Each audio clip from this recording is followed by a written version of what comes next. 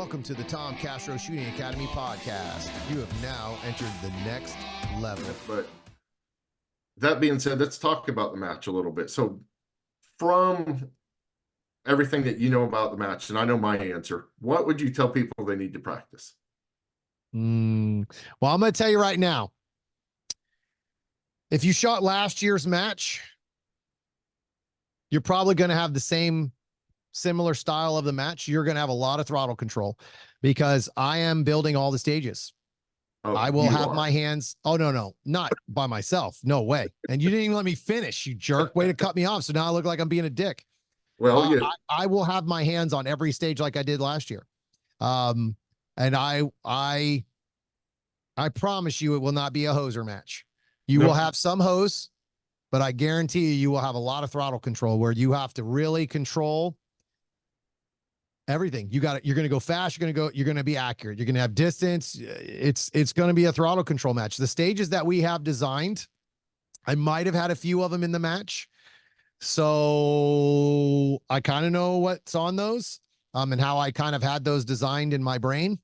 But I got to tell you, man, I like all the stages. There was not a single stage that we put in the match that I was like, that one's kind of mediocre. If anything, I had a couple stages that I built that I was like, I don't like that anymore. I've designed stages. I look at 2 days later, I'm like, trash. That's trash. Yeah, right. That's trash. So, I mean, some of it is one of those things where because it's a level 2, you can't change it all. You can, but you don't really want to.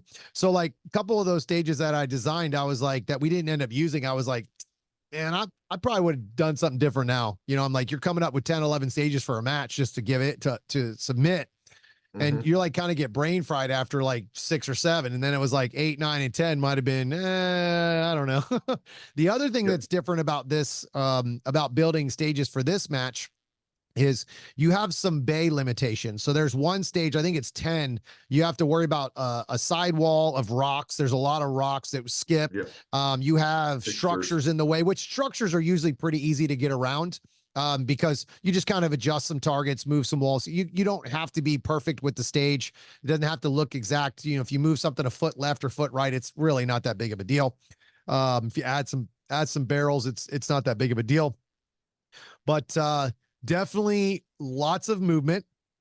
I will promise you that you're probably going to every corner on every stage. Yes, at least mine are. Like you're going to every corner in that stage. You're going to use every bit of real estate, which I made you do last year. Yeah, I mean, you better be ready to aim. You're going to have to, you got to, yeah, it is, isn't it? Right? Was I right? Yeah, I know. I'm looking, I'm not sure about that, but we'll see. You got to go to the corners on every stage. Come on. Yeah, I mean, we have an amazing variety of things. Unfortunately, we have an unloaded start because Todd forced us to do that, which is stupid. What else do we have? Is there anything else you forced us to do that was dumb? All my ideas are awesome. What was it? The first year I knew you, we got to go back to this. You got to post a video link to this also. You know what I'm talking about. I don't know what you're talking about. All my stages were perfect that you gave me. Yeah, no, I'm talking about the first year that I think you and I were I know what you're talking about. It's when I dropped my magazine running up to some, because you forced all the magazines on the barrel. So, hey, dude, all that did was make me better. Now I know to grab that mag and hold it as I run. Like a dumbass. So, yeah, I dropped my magazine on a 400-yard run up to the front. So, Todd was super happy to see me lose that because of that. Just because of that was his stage, too. He's like, I was actually... I think I was watching it with Duda. You were watching. Yeah. Duda and I were there watching. I'm like, oh, he's going to be mad at me. Yeah. No, I mean, I screwed it up. No one else. Like, I don't get mad at somebody else for my shit. It's like, dude, it was a great stage too. I love that stage. I mean, I needed to win that stage. I think I was shooting open at the time, wasn't I? You were, because that's why it hit your thighs when you're running. Oh, it cost me the match, dude. Mike Wang was smashing it that day. We were right there neck and neck the entire day. And he at that point, he murdered me on that one. So I think I dropped like 2 spots because of that. So again, that's my fault. Like it is what it is. But Yeah, great match. That was fun too. That was when Lucky was helping, right? Or in Yeah. charge, and you were helping him. Lucky was running. Lucky was section coordinator. I think it was the first year I ran it kind of solo and with him just helping out as he could. But he Yeah, was definitely that was his RO team on that stage. nice. It was Okay, a go ahead, finish. no, I don't remember. You interrupted, Okay, so I good. forgot. I But interrupted for some spice. You ready? Let's get into it. All right, last thing. So no, I Todd. got more things. This isn't the last Oh, thing, just so oh, you go know. ahead. We've only been on the podcast for 3 hours, so I've I got know. 3 Hey, hours of you got 3 podcasting. drops off of this one, so you're good. Okay, go. So the one thing that you didn't hit on, I think everybody might want to practice small poppers. Oh yeah, that's right. That's I'm right. having to borrow small poppers. Thank you, Eddie, at Spartanburg Practical Shooting over in Moore/Spartanburg, whatever city you want to call it. I'm literally having to borrow small poppers for this match. Never had to do that before. So there's a lot of reasons we're doing it. You don't have to calibrate them as much. They're a little bit more challenging. We will still have large poppers, but the majority of them this year will be small poppers. So you might want to practice that, and you're going to have to leave on some small poppers. So you might want to get in your head. I know I suck at this personally, where I will try to leave that steel before I've actually shot this steel. So you might want to practice that a little bit. Yeah, I'm pretty sure I was a big part of that. Yeah. That I might mean, be my everybody fault, guys. wanted last year it was everybody wanted the 45-degree targets without talking. This year everybody wanted a bunch of steel. So It might be my fault. There's a lot of steel on some stages. Those might be mine. yep. Um, it might be my fault that we have all mini poppers. I know for sure I said that I wanted that for all the stages. There's some large, but there's more majority minis. Yeah, I'm pretty sure we only have minis. The only thing we have that are big Oh, are we for got the some larges. I'm looking. we need to get rid of those. Um, so I personally think that at some point the big poppers are going to have to go. I think that's where all of the calibration problems come in. I think it puts a ton of stress on your staff physically as well as mentally because now they have to constantly check the thing. A mini popper is very, very, very rare. If you hit anywhere in the scoring zone, hell, even in the bottom of the scoring zone, that it's not going to go over. So I personally think that to save yourself a lot of heartache as a match director, that you just don't use big steel. The only time big steel is probably really, really important is if you're going to have activators. But again, I also think that I have seen enough mini poppers work for activation, but you just have to make sure they're locked. You can't have the type that they have to be on a base. You can't have the free flowing because they turn and twist, which They have isn't to hard to fall get. straight forward or straight back Yeah, to be able to straightforward or straight back. Forward falling, rear falling, doesn't matter. They all work great. And it's very, very rare other than shooting a cable that a mini popper doesn't fall. So it gives you a very, very, very high percentage of, a great working match. So yeah, I forgot about how much steel we put up, dude. I totally forgot about that because I put a lot of steel on. I mean, I think I have an average of 6 to 7 steel on every stage for that I designed. So There's steel. Yeah. yeah, So I put up a another lot. thing that I like is steel, like guys. a staple of the South Carolina section match is the Holy Monkey. Yes, we This did. Did we do a this double year, this year or just one? huh, just one. Just one. But so this story is kind of funny to me at least because every year since Hopkins has came into the area, he's always bitched about the Holy Monkey. I hate that thing. I hate that thing. So Tyler and I are driving to a match, and I get this text from Hopkins, and I already know he's doing the stages and everything. He's like, "I want the Holy Monkey." I'm like, and I'm driving, and I kind of looked at that. I You got handed the my phone wrong to number. Tyler. I literally handed my phone to Tyler. I'm like, "Read that back to me." Yeah, you make sure you read it right. And he goes, Tyler's like, he said he wanted the Holy Monkey. I'm like, is that from Hopkins? And he's like, yeah, because I'm in disbelief Yeah. at this point. So Hopkins put a good stage together for it, something that I wouldn't even do on the Holy Monkey. So when you see Hopkins around, if you're in this area, ask him about it. Yeah. It's gonna be fun. Yeah, dude, I'll tell you, I like what Matt does for stages a lot of the times. I really do. Dude, Yeah. I think his stage was the one we kept throwing all the crazy shit at it. Like we were just trying to make it harder and harder and harder and harder and it's harder. it was hard enough, but yeah, I think we Yeah. backed off a little bit of some of the stuff we were doing, but Well, I it think was, we finally came to our senses and said, bro, we only have 3 minutes per shooter. yeah, exactly. Like we just kept throwing shit at it. And I'm like, let's do an unloaded start. Like, cause you kept wanting to do a damn unloaded start and a surrender and all. I'm like, hey, you might as well do it all on one stage and just ruin Yep. the whole stage. Make it just it's either win or lose the whole match on this one stage. So Yep. yeah, it was that was a fun night of going through the stages. Yep. And then we're bringing not the quad bobbers, but the double bobbers back. And then we're having a drop turner and a swinger in the match. Target wise, it's going to be the same as it was last year. Half of them are IPSC, half of them are USPSA. So you're going to have 5 stages of each. So if you like one or you don't like one, guess what? You get 5 of each. So, I mean, the flavors are very much the same, but just some hints to look at. We'll have the matchbook out as we get closer and everything because we want to have the sponsors in it and all that. But just some stuff to practice movement, small steel, got a holy monkey, set it up, practice. Yeah, I'm sure everybody owns a holy monkey. I know. I think we're the only range in the area that has one. Yeah, you got 2 of them, don't you? Yep, actually 3, Jeez. but yeah. 3. There you go. Perfect. What else you got? I think that's it on the stages talk, but I just wanted to make sure we talked about the match. The match is secondary to the vendor. Oh, I know. I don't Whatever, care about but the match. yeah, we It'll be have awesome. one. I think Matt's got it on it here. We've got 1, 2, 3, 4, 5 different stage designers this year. So every We year, had the same last year. We had a lot last year too, right? I had a I lot think we less had a few stages more last year. last year, but this year it's 5 stage designers on it. So definitely, and that's one of the things I love about it. And I asked Matt to make sure we kind of did, and he even solicited some stages from some other people that I had in the past.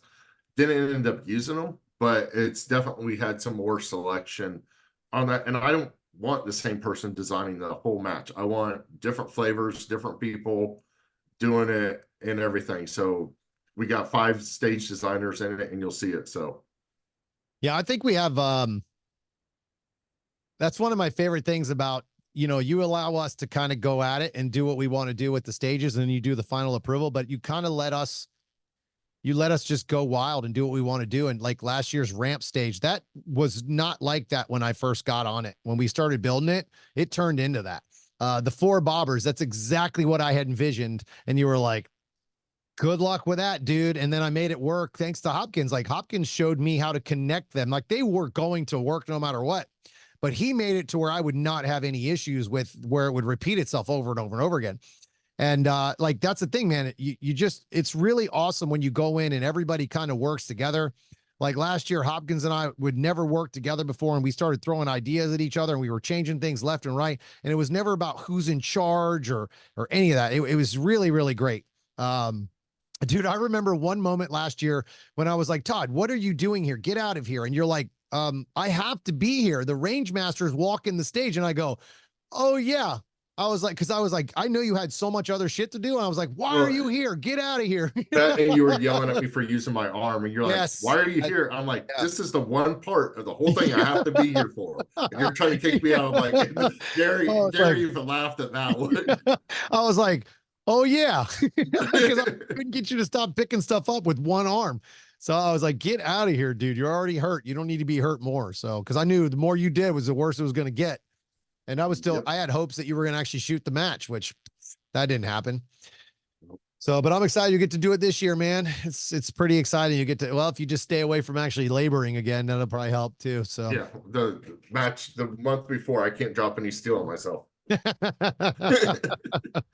yeah. Okay. So I got a little spice I want to add to the podcast here at the end, even though it's probably hour number 3. All right. So I just kind of want a little insight from you about what you're going through as the South Carolina sectional.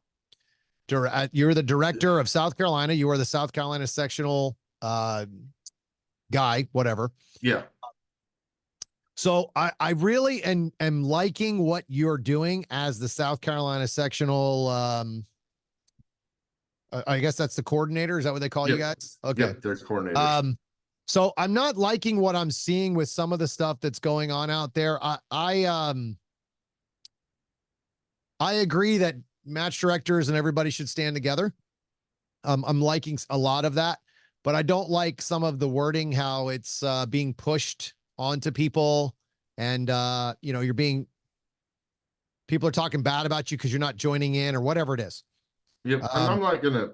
No, I wait. won't This doesn't talk have anything to about do with other you. section coordinators and Hold what on. they're doing. Hold on. I'll Hold talk on. about what I'm doing and why Yeah. I'm doing it the way I'm doing it. Right. Hold on. It doesn't have anything to do with you. This is just me, what I'm seeing, and kind of what I feel. I know, but What I love about what you're doing, Todd, is that you are not giving your opinion. You are asking for your opinion and how it's supposed to be. If you are an area director or a sectional director, a sectional coordinator, you are supposed to ask your, I don't know, what do they call it? I'm so brain dead right now. People, you're supposed to, constituents, I think, is constituents. There you go. Perfect. Thank you for being smarter than me right now. I actually said it right, so we're Yes, good. you're supposed to be talking to your constituents and asking them what they want. Your job is to be their voice, not to be their dictator, which Yep. which is hilarious to me, because the thing that everybody's complaining about the most is that the area directors are dictating everything that's going on. And then people go on and go, if you don't stop running USPSA matches, you shouldn't be an area director. You shouldn't be a match director. You shouldn't be this. Everything that we hate as the 2A community, we always seem to have those same people become that in our sport, in our shooting, in 2A. It always amazes me. The people that we hate the most, or that we say we hate the most, that always tells us you can't have guns, you can't do this, you can't do that, are the same people that are in our sport doing exactly the same thing. It amazes me that if you don't agree with them 100%, that they magically find a way to shit talk about you, say that you're a piece of crap, make up things about you, you name it. It always amazes me that those people are in our sport, but they're the same people that are talking bad about the other side that hates us. Yep. And I don't know, for me, I'll just walk a little bit through December on what I personally went through. And so the week of December 23rd, I remember the 23rd because I was on the phone for 10 hours that day, literally for 10 hours. But wait. Hold on a second. Do you get paid for that? huh? What? That's funny. Yeah. That's what I was thinking too. So, but I mean, we all know what's going on with Area 3. I don't want to dive into the details. Yeah, you don't need to do details. Just they know. Yeah, so Area 3 and all that. And what I didn't want to happen, and what I was hearing was going to happen, is a week after Christmas that there was going to be a meeting where more changes and more quote unquote stuff for the new board to deal with was going to happen. So I just sent off an email, tried to word it as professionally as I could off to the board, just asking them not to have any meetings, not to make any changes, and to let the incoming president, Yemin, and the only one that wasn't on the board at that time was Ben Berry for Area 6, and Bruce Wells was going out, not to make any more changes, to let them listen to everybody in USPSA, and then to go forth and do that. And one of the things that I did on that, and I've talked to all the local guys on this, and I talked to Hopkins even called me that morning, and we talked in depth for probably, I don't remember how much, but we talked a little bit. And I was like, I'm not going to tell my people what to do. And he's like, do you know what? He's like, do you know what your people want you to do? I'm like, honestly, I was like, I know our core people, and the Hopkins is part of that, even though he's down in Columbia and stuff like that, that'll reach out and talk to me. I'm like, but I didn't. And he goes, well, why don't you do a survey? And I'm like, that's a pretty damn good idea. Yeah, and you're Mr. Survey guy. I'm surprised you didn't think of that right away. I know, right? But you're always the dude of them surveys for the matches. I mean, awesome. That idea came from him, and I even put it in the email because I had it done. This is earlier in the morning, earlier 9-ish probably on the 23rd, because I talked to because of the Area 3 thing, a lot of different people up to that point, and then talked to Matt that morning, and it kind of, I knew what I wanted to do. I didn't want to tell my people what to do and all that, but I didn't know how to do it. And I don't know, the light just, after I got off the phone with Matt about an hour later, everything kind of formalized in my brain. That's when I did the survey. That's when I sent the email off to the board. I got some good responses back from the board that I talked to Layton. He called me. We talked for when I say it, a couple hours, I mean a couple hours, about USPSA as a whole, what I thought we needed to do, what he thought we needed to do. Every board member that I talked to, I was talking about what we do at the section match. I was blending that in. And for the most part, every board member that I talked to had an open mind, which was very refreshing. And it's one of the things that I made the point, and when I talked to them, that when we talked and I told them this, and they agreed that, and I don't know if it's my generation thing, but I see it a lot, especially on social media, and I hate this. I don't have to agree with you to be your friend. I don't Exactly. have to agree with you Yeah. to be in USPSA. I don't have to agree with you which is better, USPSA, IDPA, Right. Right. PCSL. We I already want to know. hear. We already Yeah. know it's USPSA. I mean, it's Anyway, but like, I agree. But I don't have come to. on, let's fight, baby. Yep, I can have a difference of opinion, but if you're listening to the other side, to Yeah. what their opinion is, it's always going to give you a better view of what Right. you're trying to do. And I mean, that's why the matches got better in some senses, because I like to listen to what we're doing. That's why I do the survey and all this other stuff. But then I talked to Lathan for a little bit. I'd already talked to Ben Berry and Yi Min prior to this, but after this, then Frank Rizzi called me.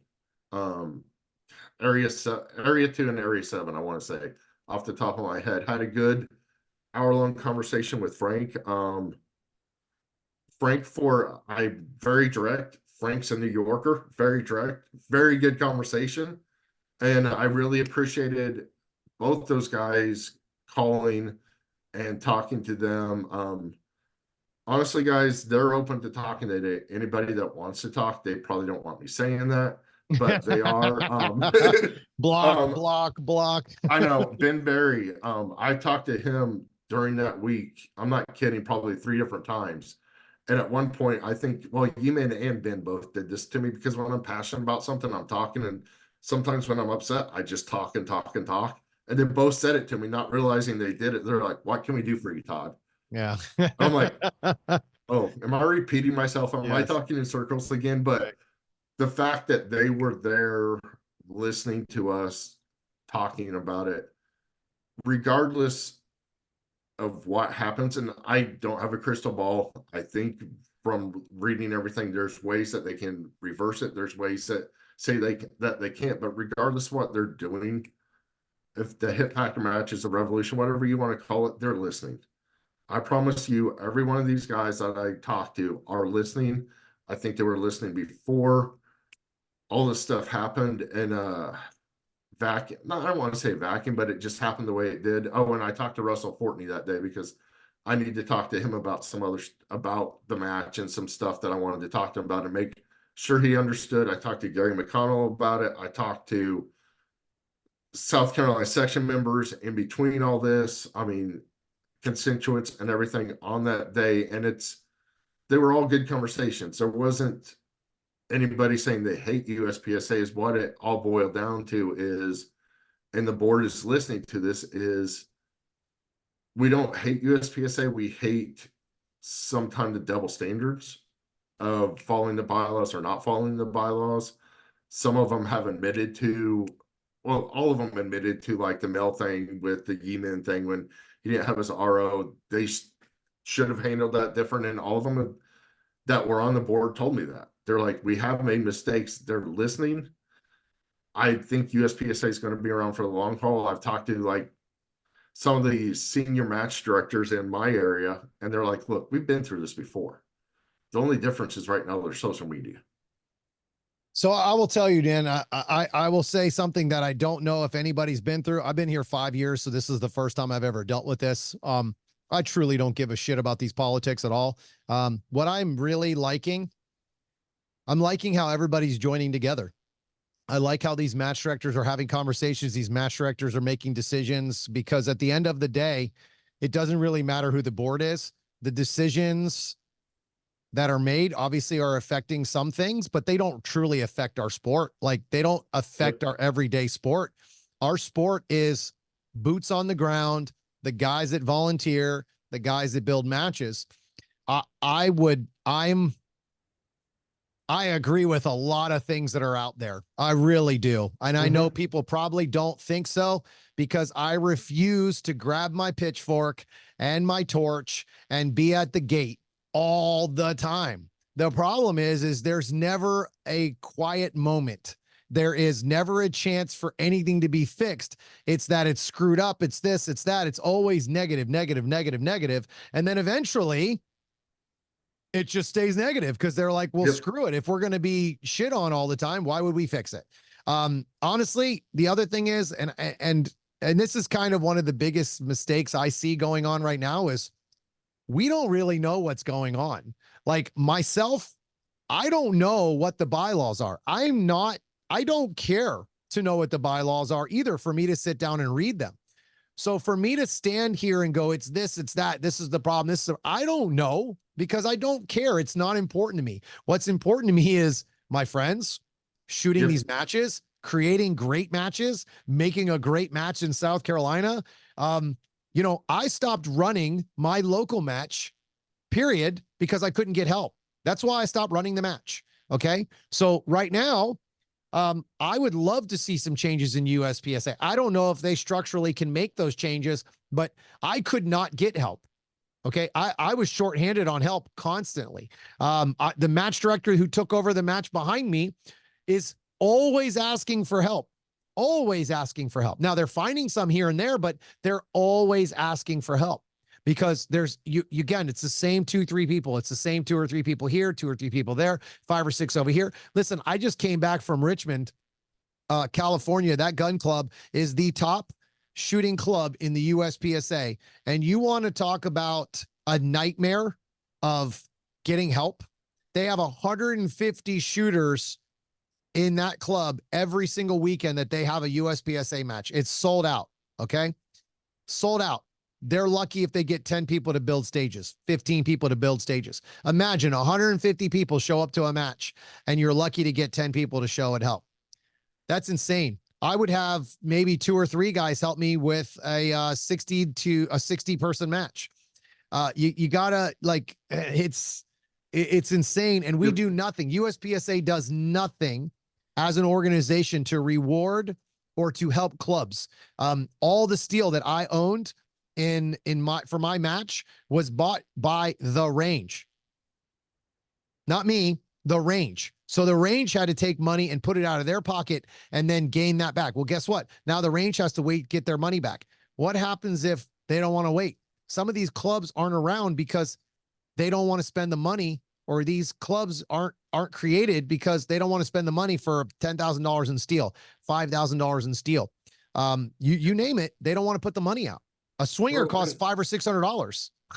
And I mean, being section coordinator, and it's not really, my eyes were open. We've got 7 active clubs here in South Carolina. And when I first took over, I made sure that I reached out, at least attempted to, and talked to some of them. I haven't been to all the ranges at that point, and I'm making an effort to do it, but I'm still working on that. But talking to them, and I know, and I've talked to match directors that have folded in the past. Every club's different. I'm very blessed to be at Belt and Gun Club, where our matches pay for themselves because we have like matches that use a lot of the same equipment and everything else. And Belt and Gun Club is we believe in the vision of competitions drive membership, and it drives the 2A availability and everything. So, and it does happen. But I've also talked to other clubs where they're paying the club to have their local match. That local club is making them carry insurance, which, I mean, they do need to carry the insurance, but that club's not providing it. They have to provide it. They're providing their own target sticks, providing their own target stands, their own targets. And some of these clubs out there, these are not making any money. And I've seen matches fold because the match director was doing all this work and they were taking money out of their pocket to do it. That wasn't necessarily in the last, well, it has been the last couple of years. It wasn't The in fact South that it happens Carolina. at all, though, bro, like this is what I people know. don't understand. The fact that it happens at all, I just don't think people understand that this stuff doesn't go up by itself. And when you have a take culture, which was what we have coming in, because we're not building a culture of give back anymore. It's just take. Like, I know people hate when I get into this conversation, but staff reset, boys and girls. It's starting to catch up in the Southeast. It's starting to catch up in Area 6. It's harder and harder to get staff, harder and harder to get good staff, harder and harder to get people to show up when they're supposed to show up, hard to get people to build matches when you know South Carolina is going to be built every year. Again, I mean, I'm coming from Florida to volunteer. Like last year, if I wasn't there, there's no way that things get done as fast as they are because Todd had one arm. So now he's a completely out of, I can't help. I mean, trust me, he had plenty of other shit to do, but it's like, dude, now you got one less guy with an arm, right? He can't pick up the same stuff. Da, da, da. So it's like, man, if I wasn't there, where's the other able body? We got to find that able body somewhere else, right? And it's not because it's me, it's because it's anybody able body, right? Like, and I work hard and I understand how the stages work and this and that, all these things. Like, it's just, I see it all the time, man. It's pretty crazy. You got one dude walking around with a hammer in his hand. He doesn't do shit, but he's there. Cool. Like, it's just at some point, things have to change. And the only way that changes if we change it. We change the culture. The board of directors doesn't change a damn thing. They don't change, and they shouldn't be changing anything. It's us that should be making the changes. It's us that should be telling the board of directors that we voted in what we want to see done. Yep. And I mean, But we don't. I went through, and Ryan Flowers, when he started Belt and Gun Club's USPSA match, he was setting up the stages by himself. I'm not by himself. He and his girlfriend, sometimes his parents. But this is what I mean, dude. It took one guy. It took one guy to start it, and now look what happened. You took it over. The next guy takes it over. The next guy takes it over. Yeah. This is how it works. It's you teach people how to do it correctly, or you teach people how to run a match. Then the next person comes in and puts their flavor on it, or is more like, you're super organized. Ryan seems super. I haven't seen him run a match, but I guarantee he's super organized. So it's like boom, boom. You teach people like, look, everything goes back where it belongs, so you can find it for the next match. All the walls go here. All the steel goes here. You don't just chuck the shit into the building. Right? Because as soon as that happens, it's over. Like, the match is gone, because now you're running around looking for stuff, and people go, well, screw this, man. I'm just going to put out an easy stage with 2 walls and a couple of paper, and we're done, which happens all the time. So as soon as the match turns into that, it's over. I won't even go back. I see this in one of the most popular clubs in this country. I saw that when I left. After building some stuff, I left and I looked at the next week's match and I was like, ugh, like, let's make it a little bit easier. Why don't we? Right? Because you just have everybody's pulling at each other's, like, nobody wants to work together anymore, it seems like. And it's just that, to me, that's the big change I've seen in our sport in the last 5 years. It didn't used to be like that. Now, you offer your services to go work at nationals to help design, help build, and you get shut down because you're not one of their boys. You're not one of their favorite people. You're not this, you're not that. It's like, wow, I build matches year round. I design stages for all kinds of matches, and I don't even get a shot. You know what I mean? It's like, and this isn't me personally. I see this all the time. I've talked to people that are working at nationals, and I was like, oh man, did you help build? They go, nah, they got their own crew. Really? Yep. I think, and I'm not going to speak for ye men, but, and I don't know all the ins and outs of what he's doing with that, but he is developing a team and he is looking at doing more of that. I can't say, I don't know exactly what's on his agenda All for that. I can say about that dude is we'll see. I've been hearing this for 5 years about nationals. Now, I would say the last 2 years is when I really noticed it, because this is when I've really started to pay attention more and more to the match director area, maybe 3 years. I've been waiting for nationals to change for the last 3 years, dude. And it's the same people in charge, the same stuff with the vendors. Why do you think I'm here doing South Carolina with you, bro? I want to Yep, I change know. it. I'm sick of it. I just it and again, why should I care? I don't make money off the vendor area. I don't make money running this match with you. Actually, shit, I lose money. I'm coming up there for an entire week, my own gas money, my own food, all Yep. this stuff. I pay for all that shit myself to come here a week ahead of time to build this match because I know the change happens on the ground. It doesn't happen in that board of directors meeting. It doesn't happen on the internet where people are talking shit that don't volunteer at all. It happens on the ground where we make the actual changes. Yep. And it's not easy. And I can speak to that because Ryan had a good thing going. When I took it over, we were only doing matches on the 5th weekend. And then we moved into a slot that Eddie over at Spartanburg was nice enough to move his match to the 3rd weekend because I couldn't because of stuff that was at Belton. So I took the Right. 4th weekend at that point. And it took a lot to build it. I mean, when I started at that point, it was me, Tyler, Randy, and Vince. That was it.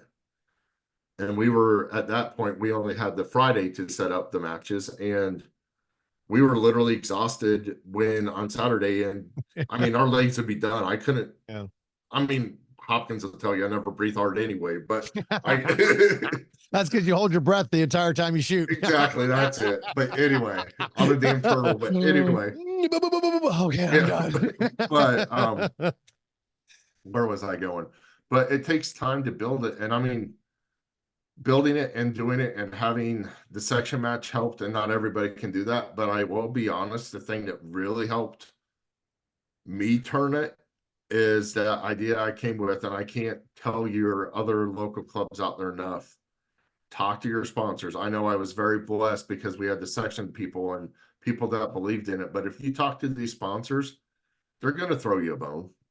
It might not be exactly what you're wanting or anything, but talk to local people. Talk to people that are involved in your local community and the 2A community and stuff like that. I mean, talk to your workmates and stuff like that. What can you do to do it? Because, I mean, to me, and this number, and I'll repeat it again, still is amazing because I just talked to when I took it over, we had 4 people that were helping out really day in and day out. We'd have a few coming out. I had 19 people last year. 19 people in 62 instances. I really believe it's because of the sponsors. I mean, the sponsors, I had people show up that I didn't even know knew where Belton Gun Club was. It's probably something to do with your crappy leadership, but that could be something too, dude. You I'm don't just give saying yourself there's enough credit for that. You don't, this stuff doesn't, it's very easy to work for you because everything's organized. There's no confusion. You give them an opportunity to grow as shooters. You allow them to design stages, build stages the way they want to build them. You come in, make sure they're safe and all that stuff. That's something that you don't see a lot. Some of these ranges, yeah, I this, don't even want yeah, to talk about the club, but I have been to a range recently that is absolutely stuck in their ways. They don't like new stages. They don't like difficult stages. They don't want far stages. One of the main guys was talking shit online about how the match, he didn't like the way one of his match director or one of the stage designer was building stages. That I'm going to tell you guys, if you're a match director in this sport, one of the reasons you struggle to get help, because this happened to me when I first started. I would come in and I would build all these stages and I would build things that I wanted to work on: difficult, long distance, moving and shooting, unloaded starts, whatever it is I sucked at, I was working on by building those stages. And I got fought and fought and fought and fought with people left and right about my stage designs. Oh, we don't do backing up here because somebody could DQ. Well, shit, they DQ running forward. So what's the difference? If you don't learn how to back up and draw your gun, you're never going to learn. Where else would you do it? A local. All these things that I was told not to be able to do. So when I started building my match and somebody had a stage design, I was like, bro, go get it. Design your stage. I'll come in just to make sure it's safe. If there's things that I can teach you to make it a better stage, I'll show you. But it was never do what I want. It was do what you want, and then we'll make it fit or make it work in the match. If the dude wanted a bunch of hoser stuff, that was fine too. That didn't bother me. Why would I be mad that the guy's trying to do better and make good stages or volunteer? Just teach people. Problem is you got those guys out there that once they get in charge of something, it's like, oh my God, it's a gun range. Like, Oh yeah, uh, and it I gets don't know. I crazy. think it's while we're not in It's a crazy, bro. it is, and I still think I'm blessed with the people around me because I've been able to step back actually officially now as the match director, the local match director at Belton Gun Club, where Chris Holiday in the last 6 months, a year, really stepped up. And the more, I think his first match that he ran was when we were all at Nationals. He Hmm. ran that match, and then he's like, I really enjoy the giving the back and doing this. And the more we talked and the more we did it, I'm like, my focus is really turning to major matches. I mean, with Area 6, with South Carolina, with the war match. And I was like, I'm still running this. I was like, if you want this, I'm not going anywhere, but run it. And he's really taking over, and he's doing the same thing that I'm doing, taking the input and all of that. And I will, like, I've given him hints and stuff like, hey, we need to do this and stuff like that, but I'm not going anywhere. I'm very lucky that he's there. Tyler's there to run it. Randy Meadows is there. I mean, I could talk about them all. Vince Petit, the I'm sure English these guys are brothers. happy that you're finally not in charge. So they can get a really good match I know. finally on the weekend. Jeez. Anyway, Adrian and Aaron Donovan, Yeah. I'm Linda Mitchell. I'm going to forget names now that I'm calling them out, but those are a lot of the core people that really help out, and I'm very blessed to have that crowd there. So Yeah, you're lucky for sure. You get it's well, I mean, again, I keep saying you're a big part of that, dude. I know you don't like taking credit for it, but you do a really good job. It's very organized. You're very easy to work with. Um, I know I give you a lot of shit just to make fun and have a good time, but again, it's I've already said that in the podcast once before, but yeah, it cannot be expressed enough on how much you do for that club, how much you do for Belton Gun Club in general. Like you are a giant part of that place, and you have built it into what it is right now. And I mean, like you said, you took it from Ryan, and then step. Now Chris took it over. But you're right there. You're a big part. So now it's time for South Carolina, baby. I'm excited. So 2 months. Um, you're going to hear about this match for the next 2 months before we even shoot it. That's what we do. We promote this thing yep. at least once a week, if not almost every day. So I'm excited. I'm Yep. excited, dude. So now that I have 3 podcasts, maybe it'll all get out there before the actual match. What So is your timer at right now? I can't I see have it. no idea what time we even started, dude. When was the last time you texted me? That's when I'll know. Hold on, let me see. You texted me. So I texted Henning at 7:30. So 2.5 hours, well, 2 hours, Dude, 45 minutes. it's 10:16 right now. Yeah. So 3 hours, dude. I got 3 podcasts out of this. Okay. One last thing, and then I'm done. I'm trying to bring Henning in as well for a sponsor. So I almost forgot. I didn't get a chance to talk to him, but I'm trying to bring Henning in as well. And if you know about me, I use almost all of his stuff. So I'm super excited about that. Oh, I guess we'll have to save it for the next podcast. I have another vendor that I'm bringing in that we haven't talked about because I don't have 100% confirmation. I guess I'll say them. Big Dog Steel, Carnivore Holsters. It's a holster company that I started using. I will definitely be having a couple of those, hopefully that everybody could try at the range. Those might be a raffle prize, just so you know. Might be adding that to the raffle prize. But super excited about them. They are a locking holster. I don't usually change my gear, and I got a chance to try this holster. Really, really, really, really loving it right now. Isaac Lockwood's using it for a ridiculous, stupid scoop draw. Super fast. So the fact that he's getting a scoop draw and I do a pluck draw just tells you that holster is pretty solid. And I love that it locks. That's one of my favorite things about it. As a coach, I trip and fall a lot on things, like I'm turning around talking to people, blah blah blah.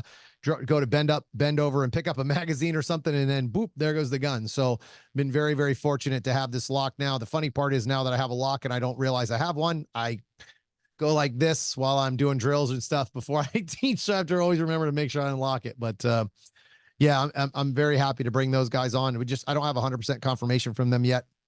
And so that's why I didn't bring them up earlier. But dude, I'm ready. How about you? I'm there. I'm definitely ready, looking at everything. Still got some stuff to do, but we'll get there. My job's done. I'll do nothing else. Whatever. Your job is, yeah. My job just started, dude. What are you talking about? I'm like, oh God, I Like, gotta 2 weeks. I gotta go put the sales face on. So oh, yep, at the SHOT Show. that's it, brother. All right, One man. year I'll make it there with you. All right, guys. Well, Todd, you got anything else? You want to say goodbye? Yeah, goodbye. I have no clue what else, but we covered a lot. The one thing, I guess we got spicy there at the end, but I will tell you from all my conversations or listening, I can't tell you what they're going to do, but I can tell you that they are listening. So the board. That's good. I hope so. I love this sport, man. I love the people in the sport. I don't care what organization it is. Honestly, I love shooting. I love this sport. I love coaching. It is what it is. I don't make any money off of USPSA. I make money off my own back, my hard work, my promotional, my teaching skills, all those different things. I don't make a dime off USPSA. USPSA is the league that most of my students come from, but they don't pay me a dime. They don't promote me. Actually, if anything, they promote me less than any of the other top guys or coaches. You know, that's just how it is in that place. So again, I probably agree with 90% of the stuff that's out there, but I don't need to keep talking about it, man. I just want to make change. I want to see change. I don't want to talk about it anymore. I love the sport. I don't see any reason to just be negative all the time. It doesn't do me any good. It just pisses me off and makes me not want to shoot the sport. And, you know, I don't shoot this sport for the board of directors. I shoot this sport for me. I shoot this for my students. I shoot this for my friends. I don't shoot for USPSA. I shoot for me. So if we keep that in mind when we are on the range or when we are at home on the internet, I think you would see a giant difference in the attitude in the board of directors. I don't know. Maybe not. Maybe I'm just being naive and I'm trying to be positive about something. But as far as I'm concerned, I'm going to stay positive about shit because that's the way I like to be in life anyway. But I agree. All right, guys. Thank you for watching. If you guys are looking for online training or even classes, I have a bunch of classes going on already. Make sure you hit up the website, tcsacoaching.com. Website is tcsacoaching.com. Make sure you check it out. I have an online course. I just started a big dry fire section in there. I definitely know that I'm doing something different in my dry fire that most other people aren't. Just the way I have it structured, it's still dry fire. Don't get me wrong. I didn't come up with some new like magic dry fire series or anything, but I structured it a lot different. Something that I feel like would keep you motivated. I'm super happy about how everything's turning out. I'm actually getting ready to edit 2 more videos after this. Well, tomorrow, since I don't have time to do it tonight, since we had a 3-hour podcast, which you won't know until it's the 3rd one. But I'm excited to kind of get everything done here and get to talk about South Carolina a little bit. We have probably another 2 more months before this bad boy rips off. But if you haven't signed up for South Carolina, I highly recommend that you do. We definitely need staff for South Carolina, yes. So I highly recommend you sign up for that as well. You'll be on the wait list if you sign up, but that's what I was gonna say. I'm like, that's all right. I want 400 people on the wait list, bro. We got to keep it rolling. We definitely need staff just to kind of make sure we have enough for the match, but we want more just in case somebody drops out, which we don't have enough for that. Again, I plan on helping Todd make this match bigger and bigger every year. If you're a vendor and you're looking to be promoted for the next 3 months and you really want to come out and have your gear checked out, let me know. It's tcsacoaching.com or Tom Castro. Nope, just kidding. tcsacoaching@gmail.com. Yeah, so sorry to see, 3.5 hours of this podcast is getting me tired. So, yeah, definitely check us out. Check out our match. Check out everything I got going on online. If you have any questions, hit me up in those comments, and I'll see you on the range.